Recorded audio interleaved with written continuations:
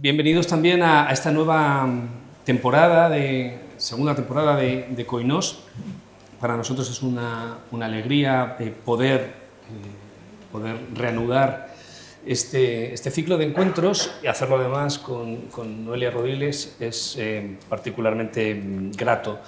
Y bueno, quería antes de empezar a nuestra conversación, quería simplemente agradecer el apoyo que desde ahora nos otorga la Fundación Denia Ciudad Creativa. También contamos con la ayuda de la Fundación Salón Sabar a través de los premios Impulsa Cultura y bueno, las organizaciones de Esperanza Coronada y el Cineclub PESIC que bueno, continúan empujando y dirigiendo esta actividad. Bueno, pues ya sin... por supuesto, gracias desde luego a la biblioteca por seguir acogiéndonos y a todos ustedes por también seguir acercándose. Tenemos a Noelia Rodiles, que además bueno, contamos con la inmensa suerte de que mañana, y de eso hablaremos también más tarde, mañana dará un concierto en el Centro Social, en el auditorio del Centro Social, a las 7:30 de la tarde, esto sí, con un horario que no se confunda a nadie, a las 7:30 de la tarde dará un concierto que, bueno, encomiásticamente les animo a no perderse. Noelia, tú eres una de las pianistas más reconocidas, ¿no? en el panorama musical español actual, ¿no? Podríamos, ¿no? Estaríamos de acuerdo. Pero bueno, sí, pero te das cuenta que te reconocen, entonces esto de alguna manera. Bueno, hasta llegar a donde has llegado y donde, bueno, toda la trayectoria, ¿no? Que la cantidad de proyectos que aún tienes por delante. Algo que sorprende cuando uno lee sobre ti es que tú no procedes de una familia ¿no? de tradición musical, digamos, ¿no? Por lo menos no hay músicos en tu familia. No, en absoluto. Yo vengo de una familia, mi madre es maestra, mi padre empleado de banca, o sea que vamos, una familia cero relacionada con la música. Sí que lo que ellos querían, con mi hermana y conmigo, tengo una hermana mayor, es pues, ofrecernos una educación completa, ¿no? Y variada, pero no a priori enfocada a la música. Entonces, bueno, yo de pequeña pues empecé, aparte del colegio, pues sí que iba a baloncesto, a inglés, a pintura, a música, a danza y a mil cosas. Sí que en muy poco tiempo la música me enganchó mucho, pero incluso para sorpresa de mis padres, ¿no? Porque bueno, nosotros te apuntamos a esto, pero no, el objetivo no es que seas músico y también genera hay mucho desconocimiento, entonces pues bueno, también genera inquietud en una familia que no son músicos, pues cómo poder ayudar a sus hijos, a sus hijas en este caso, pues bueno, a desarrollarse en ese mundo. ¿Y cuándo te das cuenta tú de que efectivamente ese mundo va a ser tu mundo ya? Pues fue de manera muy natural y muy fácil, ¿no? O sea, como algo que me iba enganchando desde muy pequeña. Yo era muy tímida y cuando me ponía al piano me sentía muy, muy a gusto. O sea, era como que desde ahí yo podía hablar, tenía una capacidad de expresión que de otra manera me costaba más, ¿no? Y era pues, un vehículo de expresión, de comunicación, de transmisión, incluso de emociones que a lo mejor en ese momento todavía no sabía poner en palabras y con el piano salían, ¿no? De alguna manera. Y entonces eso fue muy, muy pequeñita, igual ya con 12 años sé que ya empecé a ir a concursos de piano, o sea, ya estaba como más metida un poco en el circuito infantil un poco, ¿no? de educación musical. Y luego en Asturias teníamos la suerte también de que estaban instalados, aparte del Conservatorio de Avilés, donde yo estudié, que en un conservatorio sigue siendo, en el que se hacen las cosas creo muy bien, con mucho cuidado, con mucho amor por la música, por los alumnos. Aparte de eso teníamos también a los Virtuosos de Moscú, que era un grupo de músicos rusos que habían venido a España en los años 90 y que se instalaron allí, venían de tocar en las mejores orquestas y bueno, el gobierno de Asturias les facilitó el poder quedarse allí y entonces empezaron a dar clase a niños y fue bueno, realmente un aprendizaje pues de primera mano de gente pues que había estado y que estaba muy en activo de un nivel altísimo. Entonces un poco, yo recuerdo que a mí como casi que me adoptaron, ¿no? De esta niña que además no viene de familia de músicos, hay que educarla desde el principio. Y me tienes que estar aquí a las 3 de la mañana, tienes que ser capaz de levantarte y tocar Bach y tocar esto y esto. Entonces, bueno, empezamos como a generar un vínculo muy, muy especial y muy intenso también. ¿Y en qué momento notas que efectivamente vas a poder ser profesional? Porque una cosa es el sentimiento, que no es poca cosa, ¿no? El sentimiento de niña de decir, bueno, yo quiero... pero hay una dificultad en pensar en el futuro, ¿no? En un término a largo plazo, por la propia circunstancia de la edad, ¿no? Sí. Pero la idea de... Bueno, efectivamente, es que esto, la verdad es que se me da lo suficientemente bien, ¿no? Como para poder pensar que esto puede ser claro. mi día a día, ¿no? Sí, es un poco... Claro, tienes que empezar a tomar ciertas decisiones según pasan los años y claro, también vienes de un sitio muy pequeño, destaco en el conservatorio, pero esto es suficiente para hacer una carrera en la música. Mis padres son muy pragmáticos y pues, íbamos a un concurso y tú vete a hablar con ellos, que aunque te hayan dado un premio, a lo mejor no ha estado tan bien. Tú vete a ver qué te dicen y qué se puede mejorar.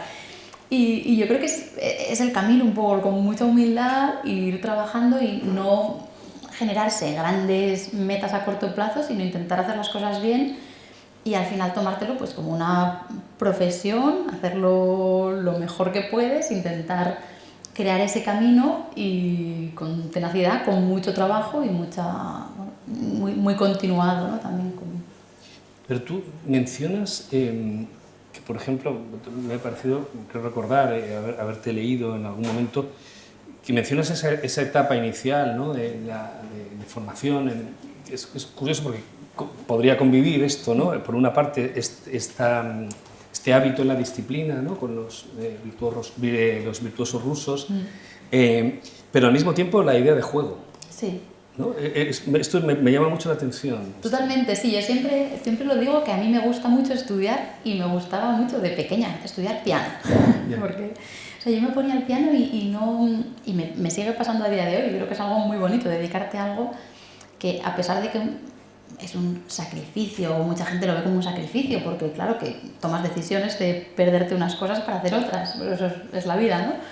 Y no me importaba estar al piano y de hecho de pequeña pues claro, era como un juego, me ponía, estudiaba un ratito, me iba, seguía estudiando y era de manera muy natural, ¿no?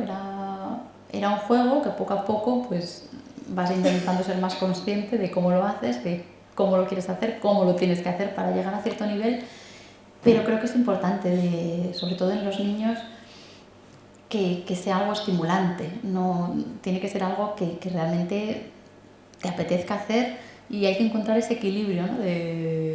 del hábito, la disciplina, pero que esa disciplina suponga un estímulo para la persona, claro. Si no creo que es muy difícil mantenerlo en el tiempo.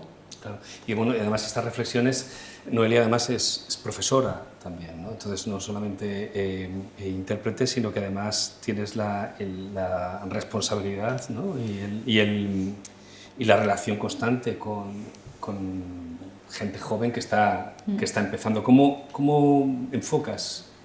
Bueno, me imagino que un poco prolongando esta idea también, sí, pero en un momento determinado la cosa se va poniendo más... Exacto, claro. Yo ahora tengo alumnos de grado superior, es decir, universitarios, y es verdad que, claro, vivimos en un mundo de todo es tan inmediato, parece tan rápido, y la música y el piano en concreto es todo lo contrario. Entonces a veces sí que te encuentras con esta situación de yo trabajo, pero esto no me lleva a ningún sitio, no veo resultados ahí. Creo que a todos nos ha pasado, en todas las generaciones, pero creo que estamos en un momento en el que es especialmente importante el cuidar eso, de decir, vale, es que esto es un trabajo muy largo, tienes que buscar la motivación en el día a día, en el trabajo que haces en casa, en la cabina de estudio, no es un mundo en el que los resultados vayan a venir así y tienes que encontrar ese placer de querer hacer las cosas bien. ¿Notas una diferencia en el estilo, en los planteamientos pedagógicos generales con los que tú estudiaste a los actuales? Sí, bueno, yo estudié con... Vieja escuela. Vieja escuela soviética, o sea que eso creo que sería denunciado hoy. Ya. Que por otra parte, o sea, estoy muy agradecida. No, si funcionaba, sí, esto lo... Funcionaba muy bien. Sí. Para que le funcionara esto, tuviera ese carácter. Claro, quien aguanta. Pero es verdad que hoy en día creo que se ha adaptado la pedagogía, por suerte, pero creo que también tenemos que aprender de todo lo bueno que tenía esa escuela o esas escuelas, que había muchas diferentes, todas muy valiosas. Creo que ahora se tiene más cuidado con cómo se dicen las cosas, que creo que está bien, pero creo que también hay que...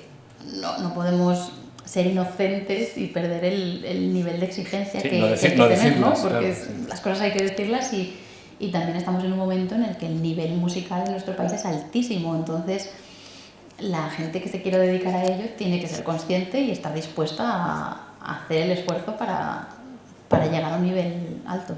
Porque tú has estudiado también en otros lugares, sí, por ejemplo en Alemania, en Berlín. ¿verdad? ¿Y ahí notas una diferencia entre la tradición de enseñanza alemana con respecto...? Quizá no tanto en la de enseñanza, pero sí en todo lo que envuelve a la cultura musical. A la cultura musical, exacto. En Alemania es un país en el que se respeta y se valora muchísimo la educación musical, entonces cuando das un concierto, da igual que sea en un concierto en un formato muy pequeño o en un gran auditorio, en general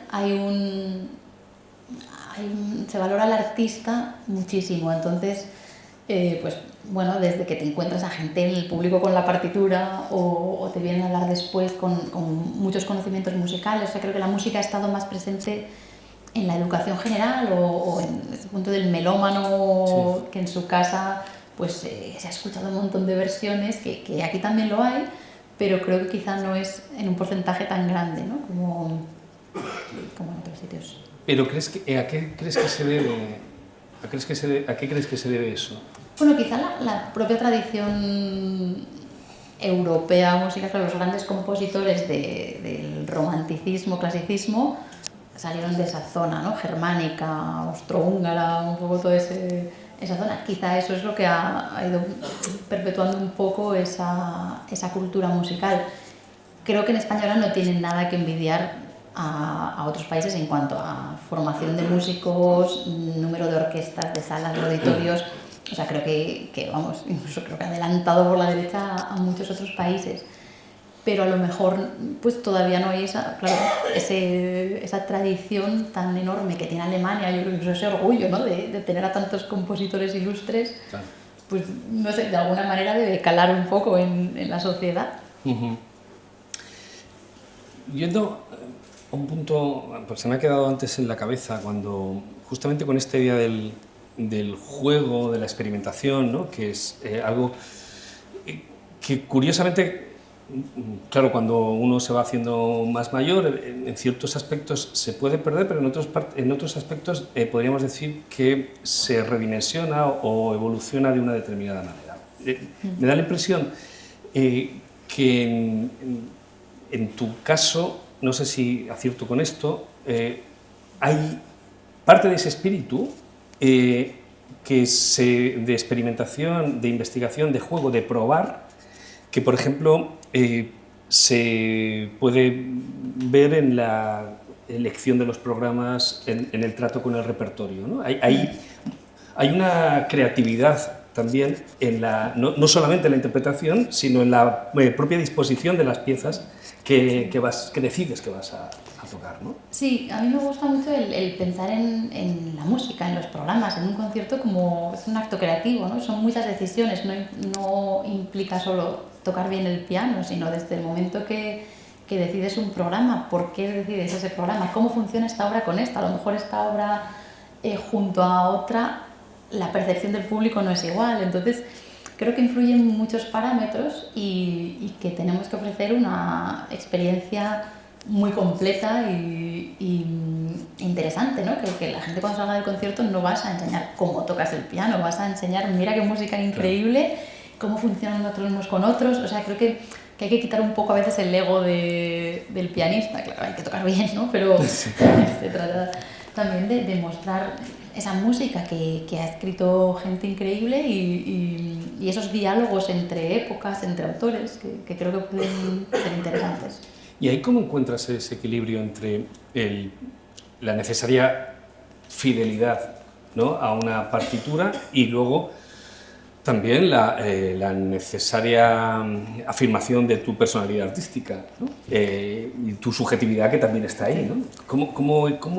¿Cómo equilibras eso? Supongo que también a base de estudio, ¿no? Sí, y al final somos intérpretes, es decir, nosotros tenemos una partitura y en esa partitura hay mucho de lo que tenemos que hacer, pero no está todo. En esa partitura está como codificada de alguna manera, ¿no? Podríamos decir, pero luego cómo haces cada frase, cómo respiras, cómo entiendes la estructura general, cómo construyes una obra, son todo decisiones propias y creo que siempre en mayor o menor medida en el momento que te pones al piano estás haciendo una interpretación de esa obra.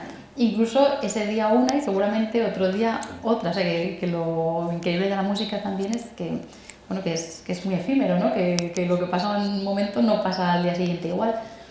Y creo que eso es valioso, ¿no? Y cuando acabas un concierto a mí me gusta, por ejemplo, también pues pensar cómo ha sido y qué se puede hacer diferente también para el siguiente, ¿no? No intentar solo replicar modelos, sino buscar siempre algo muy vivo y muy creativo, sin perder, claro, los parámetros que sí o sí tienen que estar, ¿no? Y que también vas conociendo, pues, cuando conoces mucha música de un autor ya, de alguna manera, conoces ese lenguaje y cada vez eres más fiel o sabes mejor cómo compartirlo con los demás. Uh-huh. ¿Y comparas con versiones, aquellas que están editadas, comparas con versiones anteriores y dices, bueno, mira, qué bien resuelve esto, lo incorporo aquí, de aquí tomo... ¿Haces eso también? ¿O? Sí.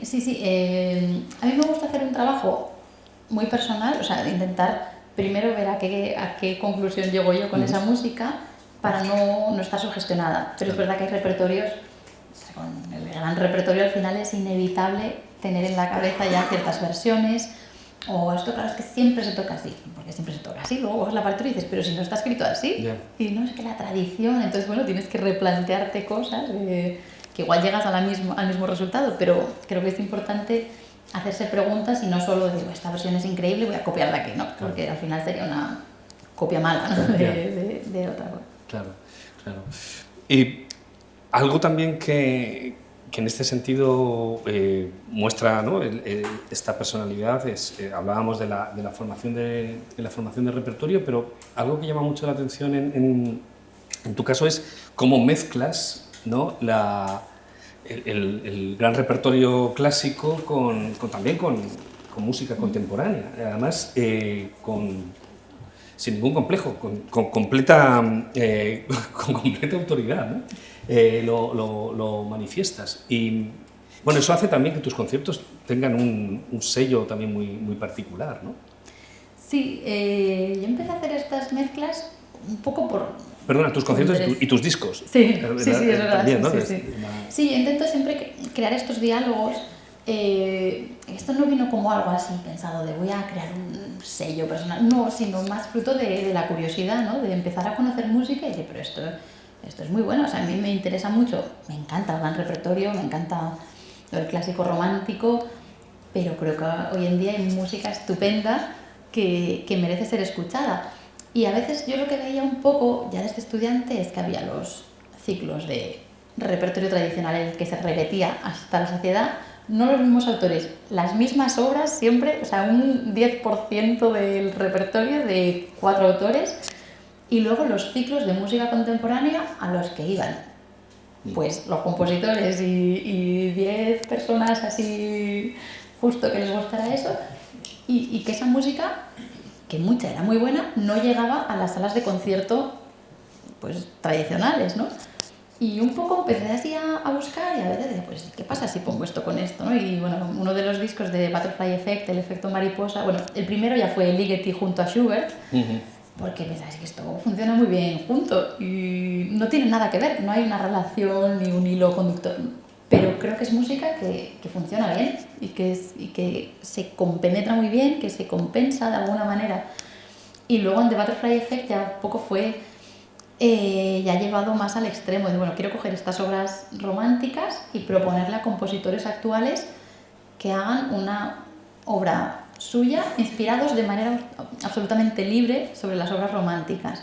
Y el resultado era maravilloso porque eran obras que a mí me encantaron porque tenían su sello personal, pero había ciertas reminiscencias en cada autor cogidas de una manera diferente, en algunos solo la idea, en otros un intervalo, en otros solo el título ya era evocador.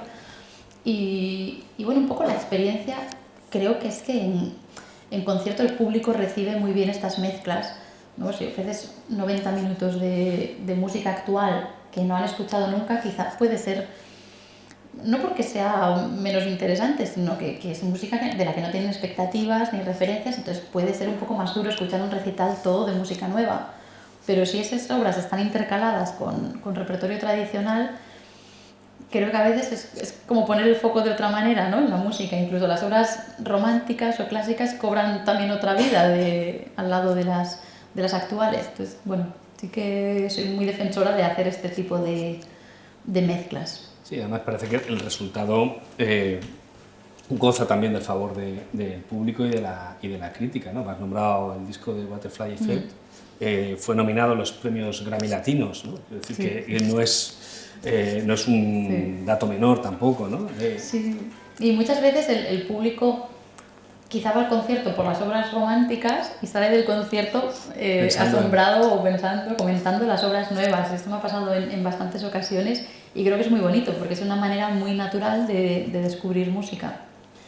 Y en tu caso, además, tienes la suerte, creo, ¿no? Porque me parece que es una suerte, y también la tienen ellos, de que estrenas obras. Es decir, que la gente, que hay compositores, hace nada, unas pocas semanas, Jesús Rueda, ¿no? en el Auditorio Nacional, escribe un concierto para piano y orquesta para ti, ¿no? Esto como... Pues, ¿Cómo se vive, ¿no? Sí, bueno, a mí me encanta trabajar con compositores y bueno, este caso en concreto pues muy especial porque bueno, Jesús Rueda, que es un compositor maravilloso, creo que la última vez que estuve aquí toqué su sonata número 5, pues llegó un día que justo ya hacía una presentación de otro disco y me dijo, tengo una cosa para ti, me da un poco de vergüenza porque es muy grande y no sé... A ver, creo que yo pensaba que iba a ser una pieza corta, que a lo mejor me había dedicado a algo y me envió un concierto para piano y orquesta alucinante, una obra increíble de más de media hora, con una orquestación espectacular. Entonces, claro, para mí eso es un regalo. Él decía, no quiero que sea un regalo envenenado porque es muy difícil, pero en absoluto, o sea, realmente es un privilegio poder estrenar obras, poder trabajar mano a mano con los compositores. Es un lujo absoluto. Con compositores y con lenguajes diferentes también, ¿no? Porque tienes también colaboraciones que incluyen videocreación, ¿no? Por ejemplo, música electrónica. Sí, con Raquel García Tomás, exacto. una compositora catalana estupenda. Y bueno, de ella he tocado obra que es para piano con electrónica y vídeo. Y es música súper original también, ¿no? En el que convergen muchas artes, porque también trabaja con ilustradores, con videocreadores y lo hicimos en algún recital intercalado con Schubert también, o sea que... Y funcionaba súper bien, ¿no? Eran momentos musicales entre las obras de Raquel y bueno, es muy diferente también, porque no sé cuántos melómanos o amantes del piano han escuchado música con electrónica y vídeo. O sea que bueno, creo que al final son experiencias nuevas y que pueden aportar un nuevo ángulo a los amantes de la música. Y en cuanto a la presencia escénica, ¿ahí cómo te cambia? Es decir, porque no es lo mismo simplemente la experiencia no es solamente distinta para el espectador, o sea, desde el punto de vista, ¿no?, de la propuesta, sino también cómo te afecta a ti como intérprete ese escenario con esa disposición y esa cantidad de estímulos que no son los que normalmente tienes. Sí, de hecho, los conciertos con electrónica y vídeo son muy concretos, porque muchas veces, por ejemplo, a nivel práctico, ¿no?, tienes que oscurecer el escenario para que el vídeo esté, entonces tocas a veces con muy poquita luz, incluso hay obras que las tocas con pinganillo, ¿no?, con una claqueta para ir absolutamente sincronizada con el vídeo, ¿no? Hay una que es Alicia en el País de las Maravillas, entonces es recreado con el cómic, con la historia de Alicia, y entonces es como un diálogo entre la electrónica y el piano mientras va pasando la historia. Entonces, de alguna manera, no eres la protagonista absoluta, sino es un poco como casi cine mudo, ¿no? En esa obra está pensado un poco así como una obra de cine mudo, tiene sus cartelas y todo, o sea que es muy curioso. En este momento no eres la pianista en el centro del escenario, ¿no? Pero luego se acaba esa obra, cambia la iluminación y apareces en el centro tocando Schubert. Es extraordinario, sí.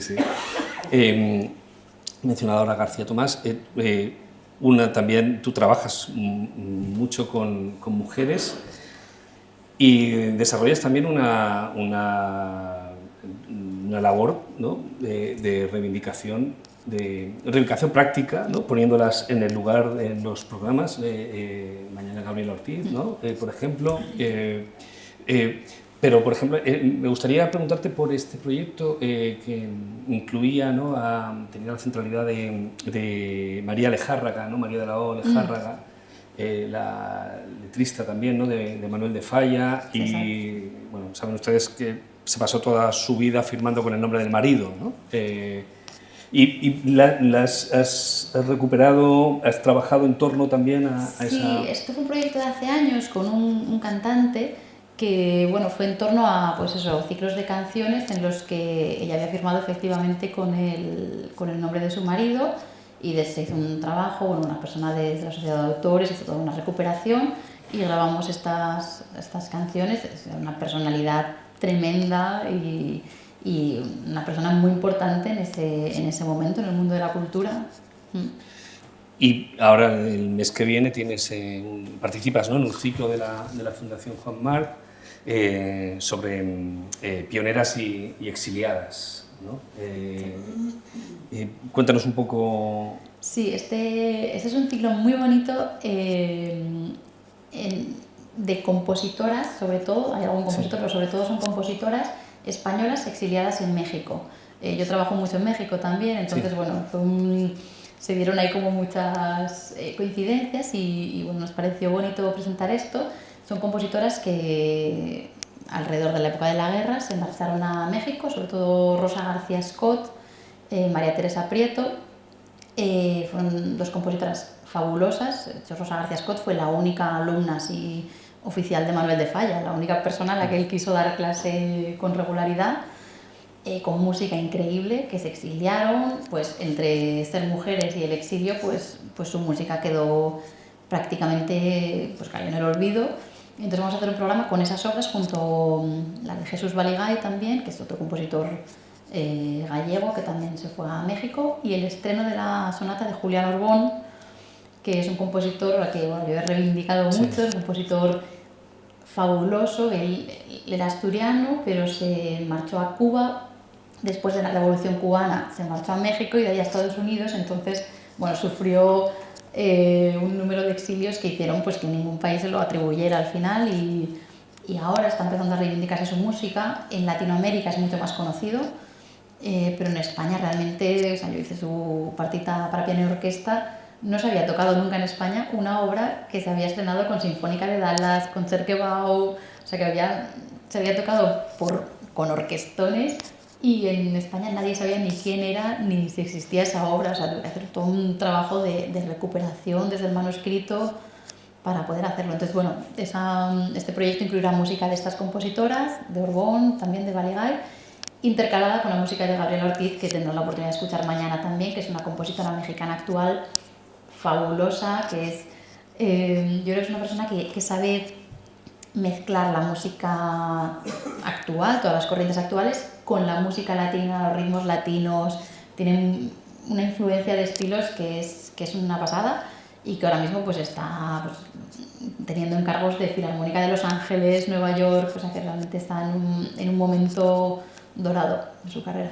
¿Cómo llegas tú en esta labor de recuperación del patrimonio, cómo llegas tú normalmente a estas obras? Pues depende un poco, o sea, ha ido, en el caso de Orbón, que es a quien le he dedicado muchas horas de trabajo, pues él era asturiano y el conservatorio de mi ciudad lleva su nombre, el Conservatorio Julián Orbón, en el que yo estudié. Pero esas cosas que pasan a veces en las ciudades que llevan nombre, pero yo nunca había escuchado una nota de su música, ni se hacía. Entonces, poco fruto de la curiosidad del director del conservatorio que había entonces, que él me decía, Orbón era un compositor muy bueno, al nivel de Manuel de Falla. Y yo pensaba, bueno, será la típica exageración de un sitio pequeño en el que sale un compositor que, bueno... Y entonces empecé a buscar, la verdad es que una búsqueda muy difícil porque hasta dar con el archivo, había muy pocas grabaciones, muy poco material, y por fin en una biblioteca estadounidense llegué al archivo, el catálogo del autor, y bueno, les empecé a pedir que me enviaran obras, y eso fue realmente un momento de decir, pero si esto es buenísimo, o sea, empezar a descifrar un poco y después un tipo de decir, es que esto merece mucho la pena. Me acuerdo de llevársela al maestro Víctor Pablo Pérez, también el director, para tener su opinión del maestro. Yo creo que esto es muy bueno, pero no entiendo por qué entonces no se conoce, ¿no? ¿Qué opina usted? Quiero saber su opinión, que no sea yo que estoy aquí desvariando ya, ¿no? Y efectivamente él se puso a estudiar la partitura también, me llamó y me dijo, esto hay que programarlo ya. Y eso fue la primera vez que lo hicimos con la Orquesta de la Comunidad de Madrid. Luego ya lo hemos tocado más veces con diferentes orquestas. En México lo he hecho bastante porque allí, como decía antes, sí que lo conocían y es un compositor que arraigó bastante.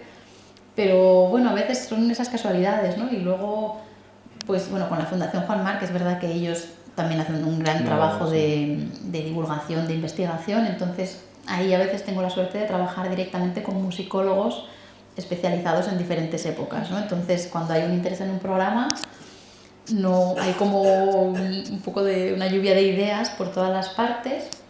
Ellos también tienen un buen archivo, una buena biblioteca. Entonces, entre todos intentamos escoger el programa que funcione, que se parece que funcione musicológicamente y musicalmente, ¿no? Que a veces las ideas musicológicas están muy bien, pero hay que encontrar las obras que luego en un escenario y en un concierto pues aguanten y tengan la calidad que merece un concierto, ¿no? Claro, hay una idea también ahí de patrimonio, ¿no? Es decir, que creo que también está muy, muy presente en tu trabajo. O sea, un concepto de patrimonio, no solamente una protección del patrimonio, sino también un concepto de patrimonio que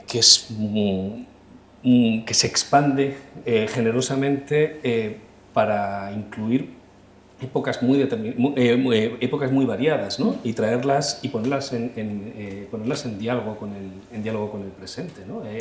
El propio disco tuyo de 1823 también, ¿no? Sí, en este disco están los momentos musicales de Schubert, que haré también, por cierto, mañana, junto con una sonata de Ayub, de Sánchez Ayub, que es un compositor salmantino clásico de la época de Schubert, un poquito anterior, y que realmente no se le conocía, o sea, no se ha hecho absolutamente nada dedicado a su figura, y fue un compositor importante que escribió mucho repertorio, y de hecho el primer compositor que también se atrevió a escribir a estilo centroeuropeo, ¿no? Esta sonata que tengo grabada es una sonata en 4 movimientos de estilo romántico, clásico romántico, por momentos recuerda a Beethoven, a Schubert, y eso no se hacía. Entonces él sin salir de España, porque tuvo una vida muy corta y muy local, fue profesor del Conservatorio de Madrid, estrenó óperas, estrenó zarzuelas, pero no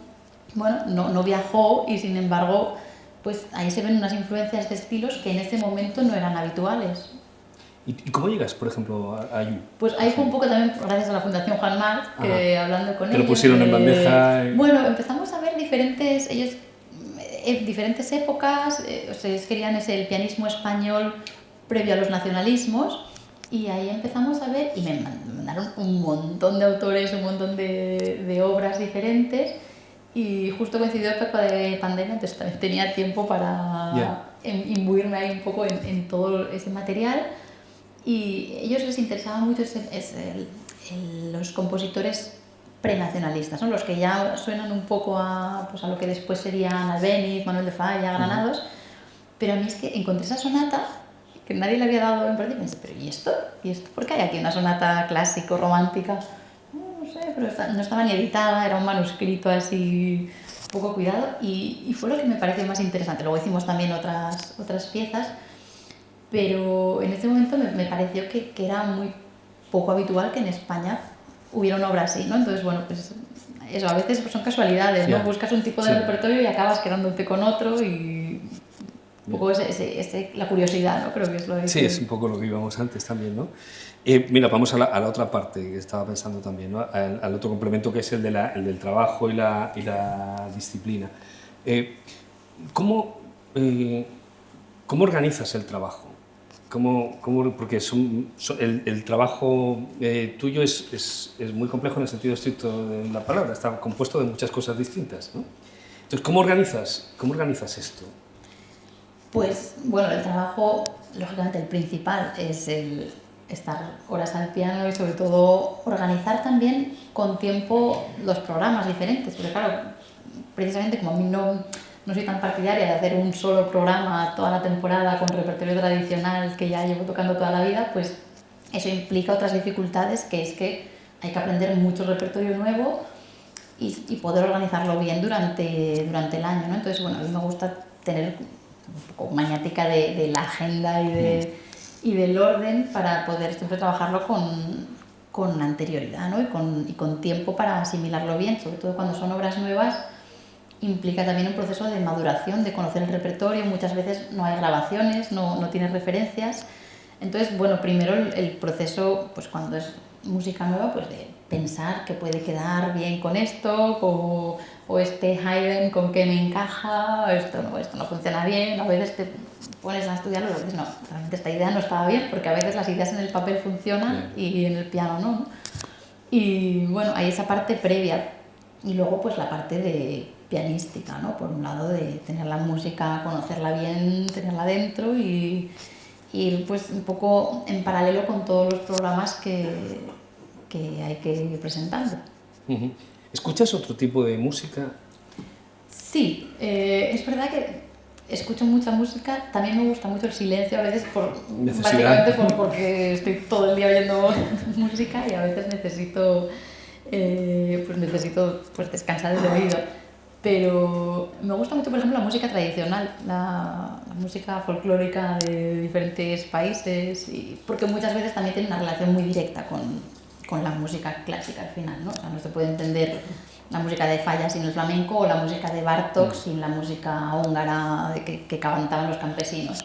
Entonces me gusta mucho, por ejemplo, esas músicas. Bueno, Muy bien. Pues, si te parece, hablamos un poco de cine.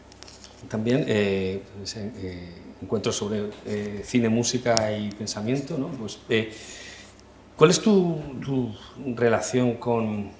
¿Cómo ves la música, ¿no? en el cine? Yo creo que la música en el cine es una parte imprescindible. O sea, yo creo que cuando a veces se hacen los experimentos estos de poner una escena con música o sin música, o cambiar la música, el tipo de música, cambia totalmente la percepción, ¿no? Por ejemplo, antes que estábamos como hablando de Kubrick antes de iniciar, había una película que es La naranja mecánica. Me parece tremendo las escenas de mayor violencia, las pone, creo, acompañada de Rossini, si no me equivoco, de música muy, muy feliz, muy viva. Y claro, lo que genera es o sea, toda la idea de la película, creo que gira en torno un poco a esta idea de cómo la música y la percepción cambia una percepción de una escena totalmente, ¿no? Y bueno, creo que condiciona absolutamente nuestra visión, nuestra percepción y nuestras sensaciones al ver una imagen. Pues habíamos pensado, como Ligeti es uno de tus autores, ¿no?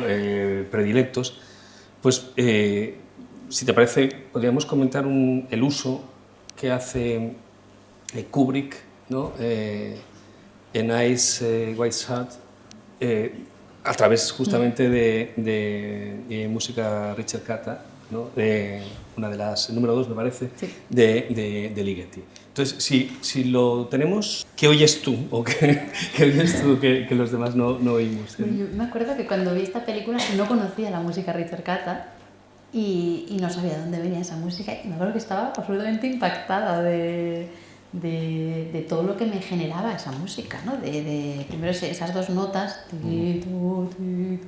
que es muy amenazador, sientes una amenaza, ¿no? No sabes qué pasa, pero hay una amenaza y luego ¡pum! Esa nota suelta que aparece después, es como si el peligro está aquí, ¿no? Y no se llega a resolver, ¿no? Siempre se queda con esa pregunta. Entonces, creo que esa escena tiene muchísimo poder gracias a la música, que está hecha con 3 notas, realmente, ¿no? Es un intervalo de segunda menor, y esa nota suelta, ese sol aquí arriba.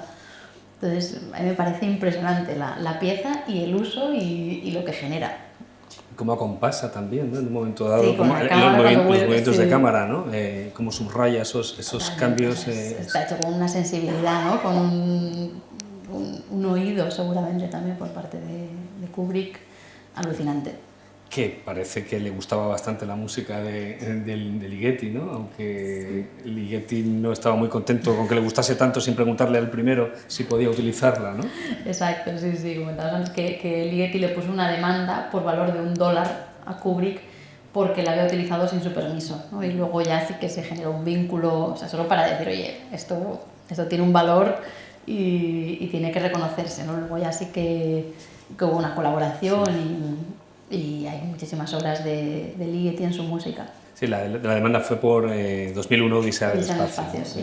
Que utiliza el Lux Aeterna, me parece, sí, de Ligeti. ¿Y es tu descubrimiento de Ligeti? Sí. Sí. Yo no sé, creo que era adolescente, estaba en mi casa y ¡oh, esto es increíble! Y de hecho tardé tiempo, en ese momento no era tan rápido el descubrir, sí. ¿no? Lo ponías en Google, no sé que tardé todavía un tiempo en descubrir que eso era Ligeti y que era parte de la música Richard Cata, que toda ella me parece es una joya, es una colección de 11 piezas increíbles, una pasada de música.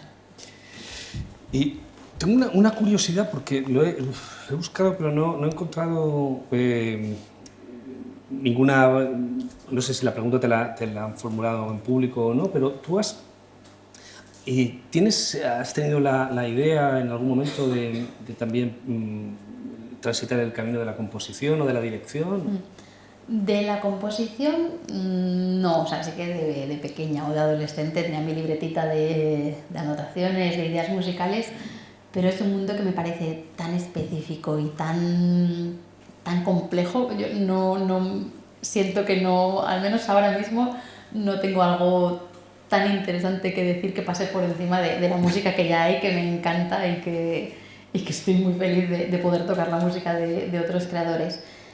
La dirección es también algo muy específico, nunca he hecho incursiones, pero sí que es verdad que a veces con orquestas de pequeño formato, orquestas de cámara, sí que tengo esa pequeña tentación ves, un poco, ¿no? de decir, no tanto de dirigir, sino desde el piano, o sea, algo de proyectos que ya he hecho algunos y me siento muy cómoda, proyectos sin director, o sea, desde el piano, como piano concertante, ¿no? Como pianista sin que haya una figura de director o de director, sino junto con el concertino, pues crear un vínculo con la orquesta en el que ese diálogo es muy directo, ¿no? Entonces no hay ese intermediario.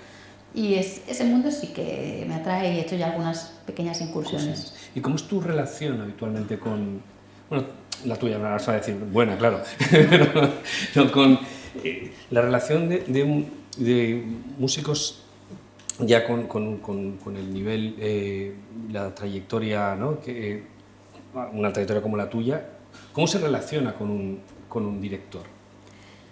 Depende de cada persona. Que cuando vamos con una orquesta, normalmente, pues bueno, a veces sí que conoces ya al director o directora, pero muchas veces es un primer contacto, media hora antes del ensayo hay un encuentro previo o con suerte el día antes con el director y es un trabajo muy psicológico también. O sea, creo que primero el del director con la orquesta, sin duda, o sea, eso sí que es un trabajo que que aparte de musical tiene que ser un trabajo muy inteligente a nivel de empatía, de psicología, porque el tiempo es muy limitado. Entonces cuando tú vas de invitada con una orquesta, muchas veces el tiempo de ensayo es el día antes, una hora normalmente, luego el ensayo general el día del concierto, que es pasarlo una vez de arriba abajo y concierto.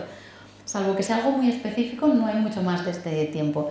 Entonces tienes que ir con las cosas muy claras, dejarle antes claro al director cuáles son los puntos que consideras importantes, cómo los quieres hacer y luego tener mucha capacidad de hacerte entender musicalmente y verbalmente, pero bueno, sobre todo musicalmente, y tener una capacidad de escucha y una flexibilidad en la que cada orquesta va a tocar un poco diferente, cada director lo va a entender un poco diferente y poder adaptarse e intentar hacer lo que yo considero que tiene que ser, es que es música de cámara a lo grande, ¿no? Con un conjunto de muchas personas y no yo vengo aquí y que todo el mundo me siga, ¿no? Creo que al final hay que hacer un trabajo de camerístico, todo lo fino que se pueda en el tiempo que hay.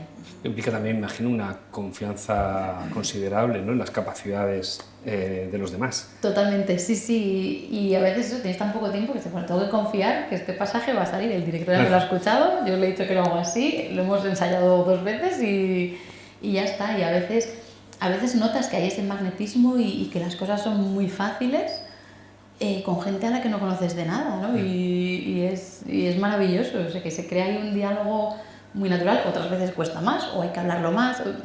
A mí lo que más me gusta es cuando no hacen falta demasiadas palabras, ¿no? Cuando tú tocas y ves que la otra persona te entiende, está ahí y todo fluye con mucha facilidad, ¿no? Uh-huh. Y un rasgo habitual, ¿no?, que podemos pensar de la personalidad, casi un rasgo necesario de la personalidad de cualquier músico, es el perfeccionismo, ¿no? Porque si no es muy difícil alcanzar, ¿no?, esas cotas de virtud que implican, que acarrean muchísima repetición. Esto, ¿cómo se maneja, por ejemplo, en el caso de una grabación? De las grabaciones de los discos, porque tienes un sufrimiento. Sí, o sea, hay gente que dice que se lo tienen que quitar, ¿no? Se lo tienen que quitar de las manos, lo tienen que cerrar, ¿no?, el estudio, o le tienen que quitar la película o el libro de las manos, ¿no? Totalmente, sí, eso es un gran melón, sí.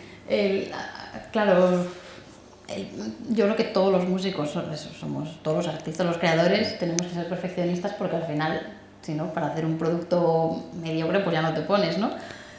Pero en el caso de las grabaciones creo que es importante tener claro que es el producto de un momento de tu vida, de un momento concreto, con esas obras concretas, y que no hay que volverse loca pensando en esto podría hacerlo así o así. Es verdad que en el momento que estás grabando se te ocurren ideas, a veces pueden ser todas válidas también, porque a veces puede haber 2 ideas muy diferentes y que bueno, y tengo que quedarme con una y dejar ahí para siempre una idea, y cuesta mucho decidirse. O sea, a mí lo que más me cuesta cuando estoy tocando, el proceso de la grabación no me parece tan duro.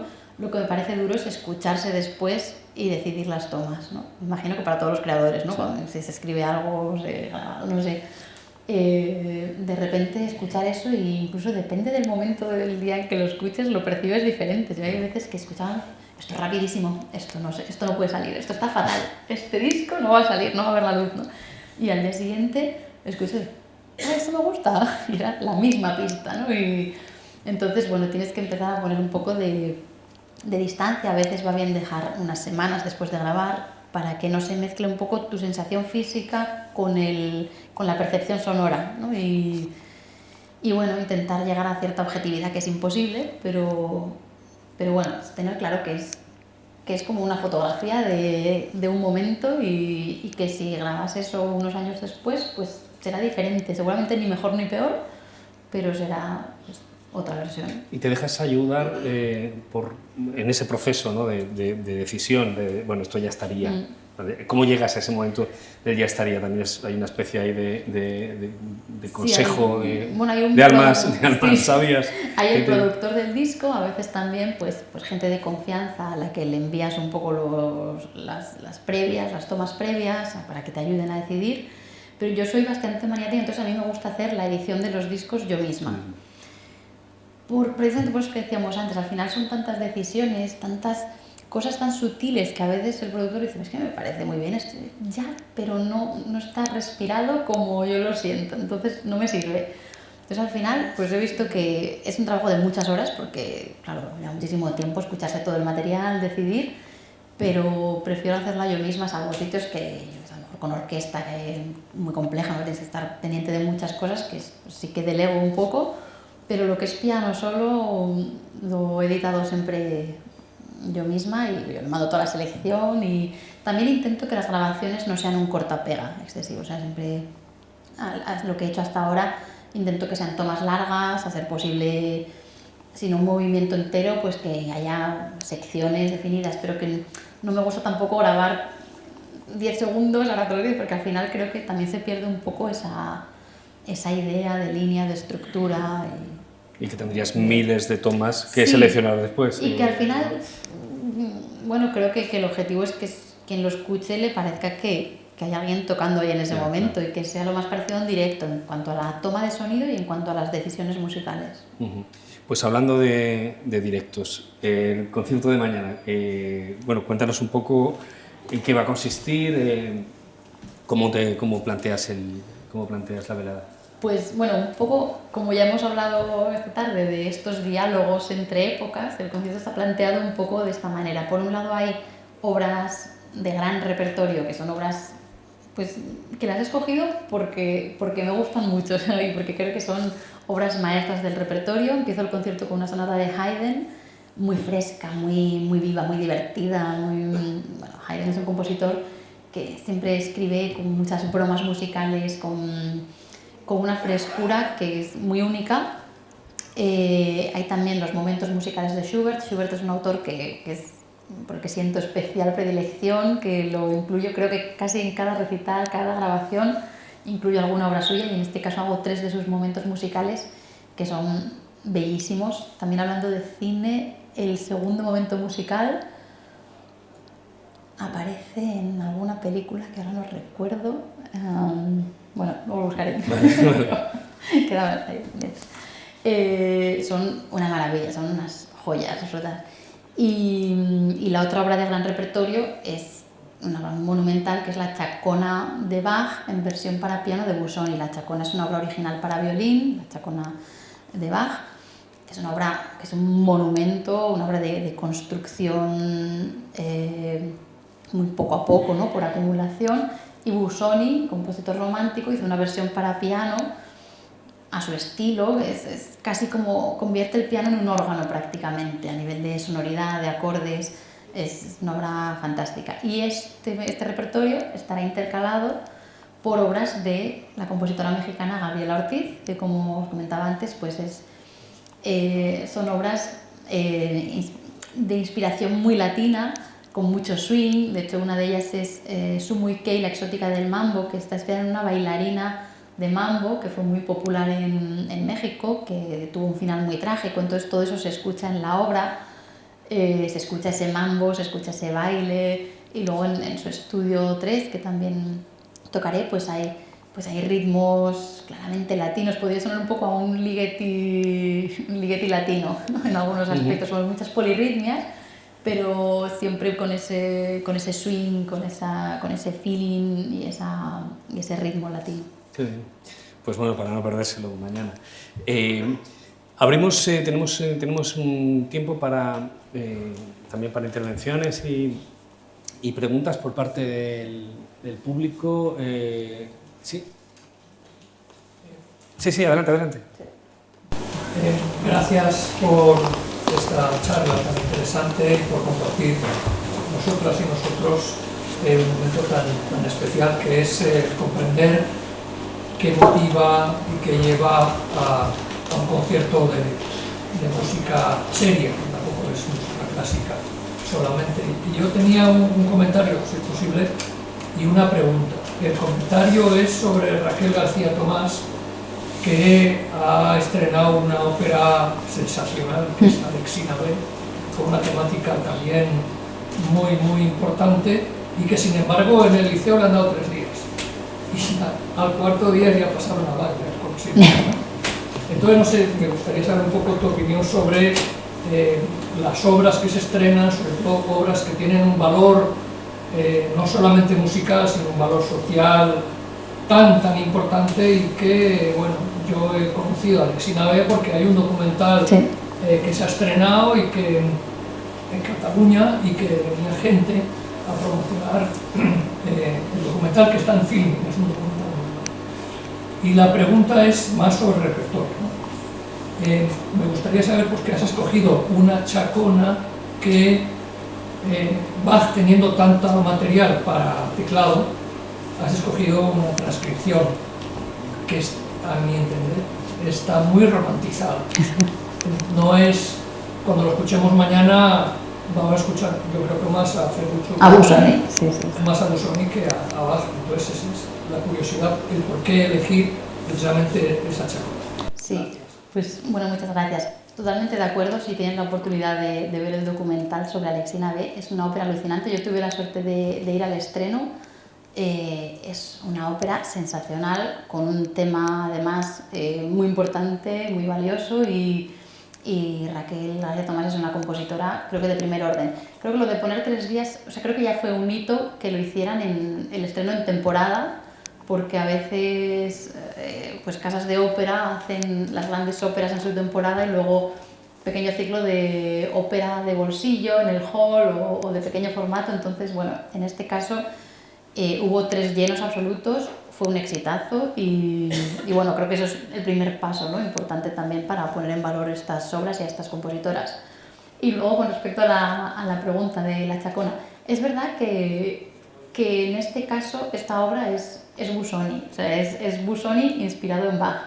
Para el amante de Bach que desea escuchar Bach, quizás se sentirá un poco atracado por el pianismo de Busoni, y de hecho la obra está dedicada a Eugene d'Albert, y leyendo un poco la recepción que tuvo, precisamente le escribió una carta y le decía: la obra es maravillosa, pero creo que es demasiado para hacer Bach. Se sentía como un poco un traidor, ¿no? con Bach.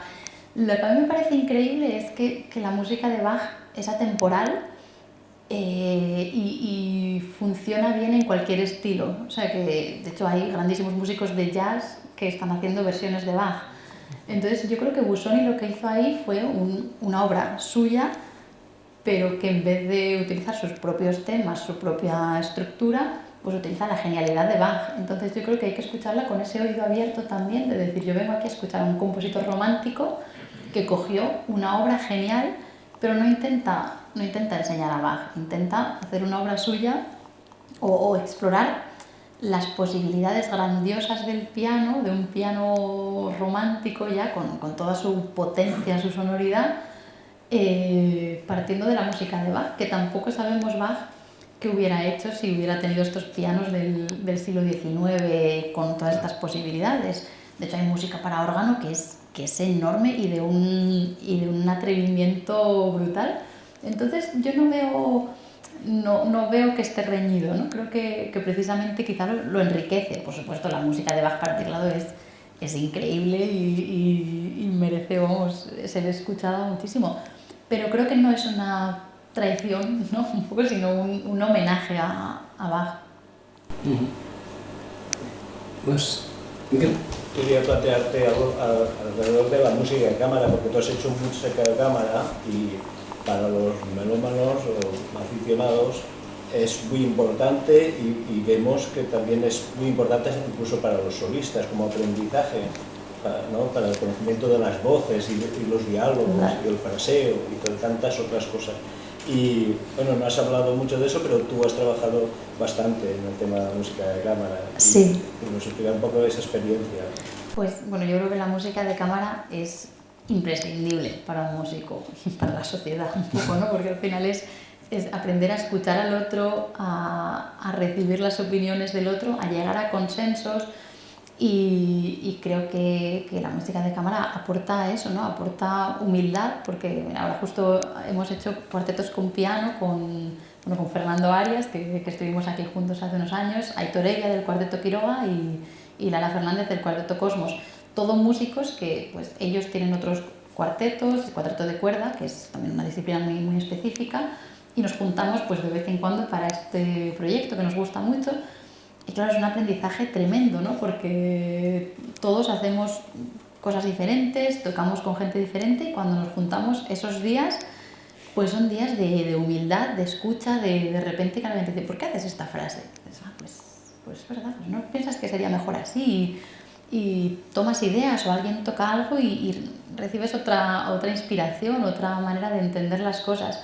Entonces creo que aparte de ser súper enriquecedor y divertidísimo y muy bonito también cuando tocas con gente con la que te entiendes bien, es que creo que es un ejemplo de cómo tendría que funcionar un poco todo, ¿no? Que todos tendríamos que escucharnos un poco más, ¿no? Y a veces incluso tocando con gente que puede ser a priori muy diferente y que piensas que no te vas a entender tanto, si vas con una buena actitud de entenderte, de intentar entender por qué la otra persona hace las cosas así y tú intentar ser convincente también con lo que haces, creo que tiene un valor incalculable. ¿Más cuestiones?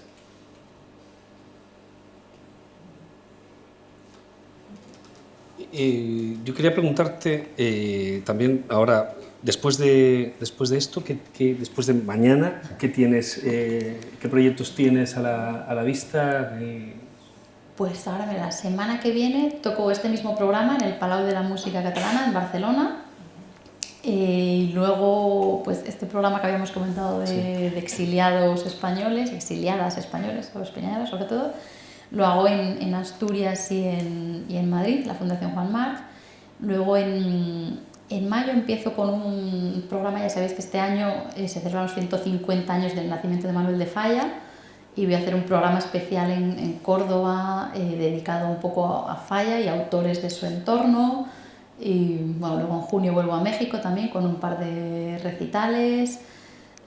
Bueno, sí, o sea, no vas a parar, vas a enganchar una detrás, estudiando, sí. una detrás de otra.